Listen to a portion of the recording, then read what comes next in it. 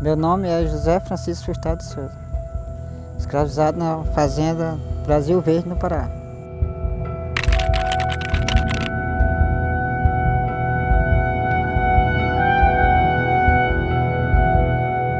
Escravo eu tinha visto falar no tempo da princesa Isabel, não sei quantos mil anos atrás, que tinha acabado, né?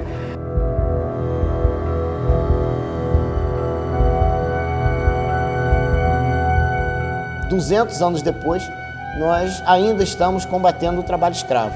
Por isso chamamos de trabalho escravo contemporâneo. É uma situação diferente, mas ainda se observa uma crueldade hoje em dia, né, com o trabalhador, que pode ser negro, branco, amarelo, né? O trabalho escravo contemporâneo não escolhe a raça.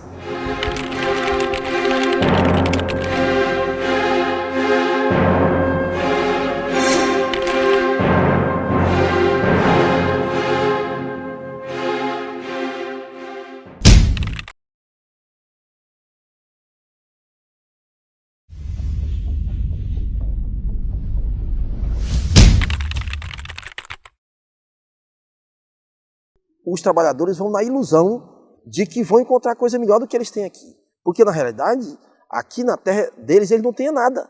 Não tem terra, não tem emprego, a economia não permite, não tem saúde, não tem educação nem nada. Por isso que eles vão. No Brasil dos nossos dias, o perfil do trabalhador mantido em condição análoga de escravo corresponde àquele trabalhador analfabeto e, por conta disso, não tem qualificação profissional.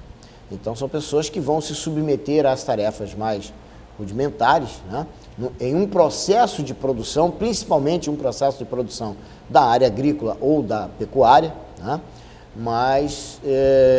e que vai e acaba sendo mantido nesse ciclo, porque, na verdade, não tem alternativas. Tinha perigo de faltar comida em casa? Às vezes faltava.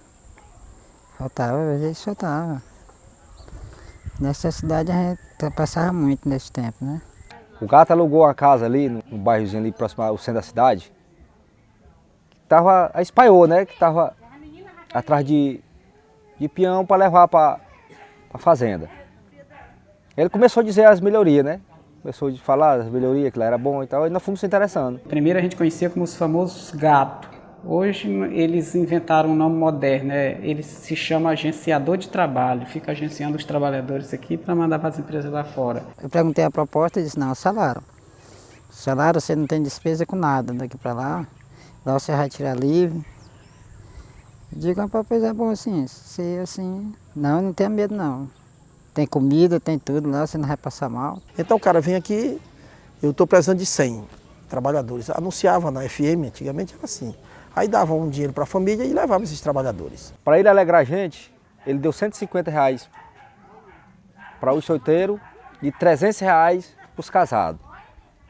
Para deixar em casa, para a família, né? Lá eles chegavam numa fazenda e o cara dizia, trouxe 100 para você, está aqui. Aí puxava um caderno. José gastou 500 que eu deixei com a mulher, 100 de passagem, 200 de comida. Então o peão já começa devendo isso aí. É uma dívida criada para manter esse trabalhador naquele local de prestação de serviço, né? Equipamentos que são fornecidos e cobrados desse trabalhador e que não poderiam ser cobrados. Aí tinha que pagar o remédio, uma folha de caderno, desses cadernos que de mim de colégio que a gente pedia lá o capacho lá para fumar, era anotado. Nós pagávamos tudo, até o alojamento, até a dormida nós tínhamos que pagar. Como é que nós íamos embora de lá? Cadê o dinheiro para nós ir embora? Eles não garantem alimentação, eles não garantem uma condição digna, né? As condições do local onde o trabalhador fica não são dignas. Chegam a não fornecer água potável, os trabalhadores chegam a não ter lugar para tomar um banho. Moço, lá só se vê mesmo para crer, porque o cara contando assim, a pessoa diz, não, os caras podem estar inventando. Essa pessoa vê mesmo, quando a Polícia Federal chegou lá dentro, que viu, tá entendendo? Porque esse rapaz, isso aqui nem chiqueiro de porco. Quando chovia, a gente ficava caçando os cantinhos, se saía, né, porque não tinha como a gente ficar deitado na rede. E ele lá está num lugar de vegetação completamente diferente. Ele tem medo de tudo, medo de cobra, medo de onça, medo de qualquer animal da floresta. Ele às vezes não sabe onde a propriedade está localizada, às vezes ele não sabe como sair de lá, são locais de difícil acesso. Ninguém não via ninguém, os donos de lá ninguém não via. Só os capatazes montados numa mulazona lá e com rifle, era com pistola, facãozão, rabo de galo, assim, tudo que nós ia encarar? Não ia encarar. Tudo que eles prometeram para eles aqui foi diferente. O salário não apareceu. Esperar receber os 400 que eles falaram, né? 400 e pouco, uma quebradinha. O meu mesmo que eu recebi foi só, parece que foi R$13 só. R$13? É, R$13 só. E o senhor procurou saber por quê? Eu procurei, na hora que eu procurei foi a tapana com o meu. Primeiro leste. Aí bateram no senhor. Bateram. Aí trancaram nós dentro do quarto. Ficamos trancados até de 7 horas até 1 hora da tarde. 1 hora da tarde eles tiraram nós de dentro.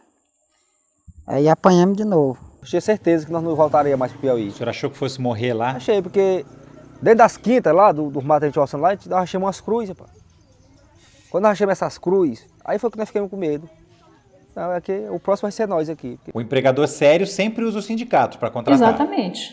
O empregador, aquela empresa que contrata, ela passa no sindicato, pede permissão ao sindicato, chama o diretor do sindicato e a gente acompanha, ele explica realmente como funciona. A gente cede o espaço do sindicato aqui, a gente tem um auditório ali, se for possível cede até os computadores para eles usar, ele deixa relação todas. Esses que usam essas métodos, a gente não tem tido muita dificuldade com eles, que a gente fica monitorando, mesmo à distância, mas a gente fica com contato com a empresa, com os trabalhadores, a gente não tem tido muito problema. Vários sindicatos de trabalhadores rurais não conseguem sequer ter uma diretoria, porque diretores são assassinados. É perigoso ser sindicalista aqui nessa região? É perigoso. Se nós tivéssemos sindicatos de trabalhadores com um grande número de sócios, com uma participação efetiva dos trabalhadores, seria muito mais fácil combater e erradicar o trabalho escravo no Brasil. Já houve caso de trabalhador que saiu fugido, trabalhador de Açailândia, e se amarrava num tronco de árvore, subia 3, 4 metros, se amarrava e dormia, com medo de ser comido por um bicho qualquer. De manhã descia de novo e ia caminhar mais um tanto, sem saber se estava para o norte, para o sul, no rumo da cidade ou contra a cidade, não sabia de nada. 5 dias na mata direto, só bebendo água. 5 dias. Quando nós chegamos em Marabá, nós procuramos a polícia rodoviária primeiro. Nós não conhecia nada. Aí a polícia rodoviária foi deixar nós lá na Federal. Quando eu estava aqui de cabeça baixa, debaixo de um pé de cajá, eu ia assim, vi um rapazão forte, moreno, eu fiquei com medo, esse porra vai matar nós mesmo.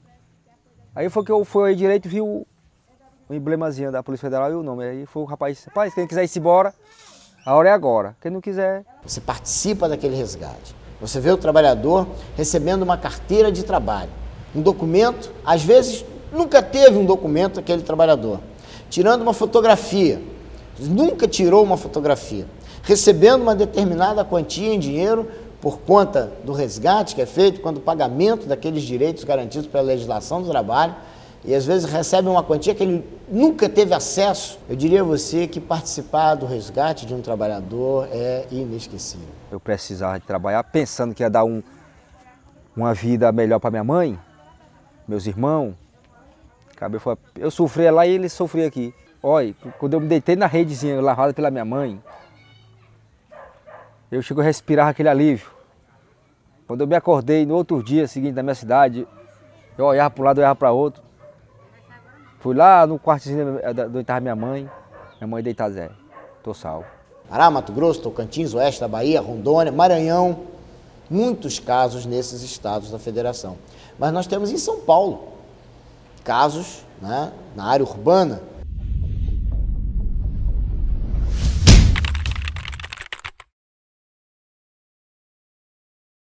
A gente vai libertar escravos. Nosso conceito de trabalho escravo, ele não é definido apenas por razões de ordem humanitária, são também razões de ordem econômica. Hoje nós nos dividiremos em 2 grupos de trabalho.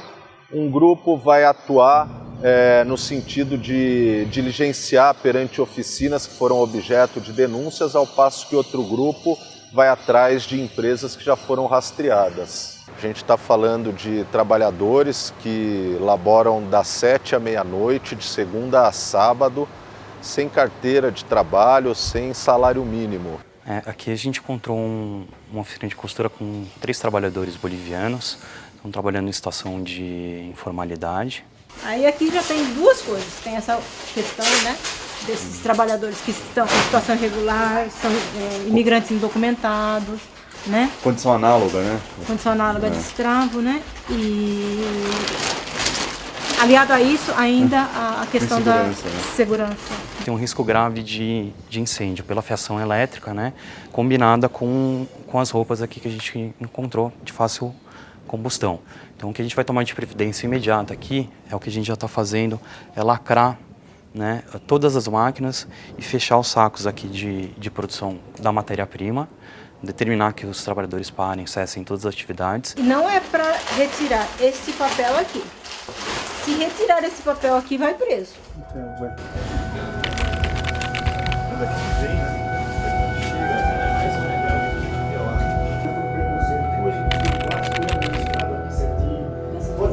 Hoje, todas aquelas empresas, tem que ter empresa aberta, tem que ter...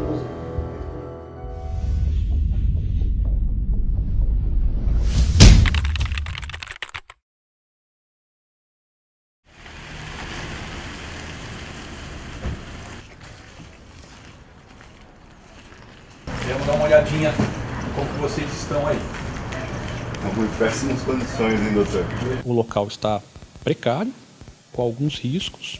O risco de choque elétrico pelas instalações precárias e um risco, né, as condições de higiene do local, né, falta de condições adequadas para eles lavarem as roupas, né, o material, a roupa de cama não foi entregue, os colchões não são os adequados. O sistema é capitalista, é de livre concorrência. Portanto, aquele que gasta menos e lucra mais é quem tem sucesso.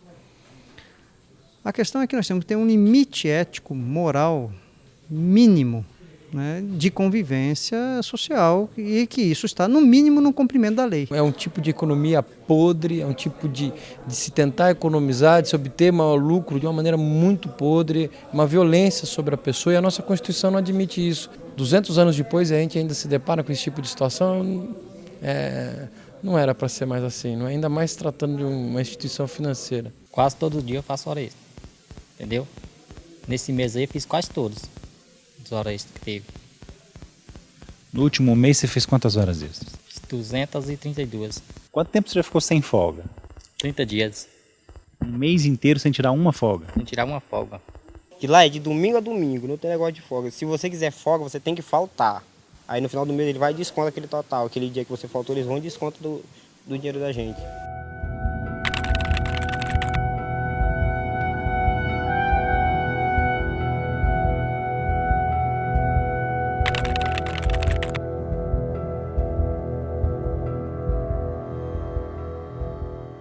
A chegada do Ministério Público do Trabalho foi um momento muito importante, um momento talvez que a guinada foi dada.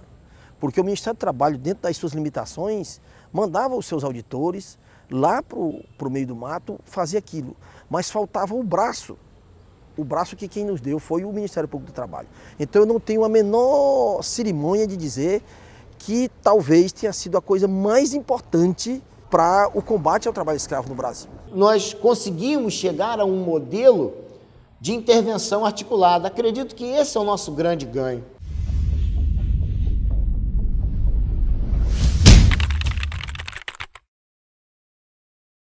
Bom, aqui em Cuiabá nós criamos o projeto Ação Integrada. É uma forma que encontramos de impedir que os trabalhadores resgatados voltassem à condição de escravos por causa da falta de oportunidades. Logo após esse resgate, é oferecido cursos de qualificação profissional e até elevação educacional. E é proposto, inclusive, uma inserção direta, onde nós conseguimos abrir vagas junto às empresas privadas, também as empresas entrando como parceria, e esse resultado tem sido excelente. Quando nós retirávamos um trabalhador da situação da escravo, sempre imaginávamos isso. Quanto tempo ele demoraria com esse dinheiro que estava recebendo? Quanto tempo ele demoraria para de novo necessitar de ir para uma frente de trabalho precário? Nas ações fiscais, identificávamos que aquele trabalhador já era reincidente naquela situação. Embora resgatados, recebendo alguns benefícios legais, continuavam em uma situação de vulnerabilidade. Ao qualificar esses trabalhadores, nós conseguiríamos quebrar esse ciclo.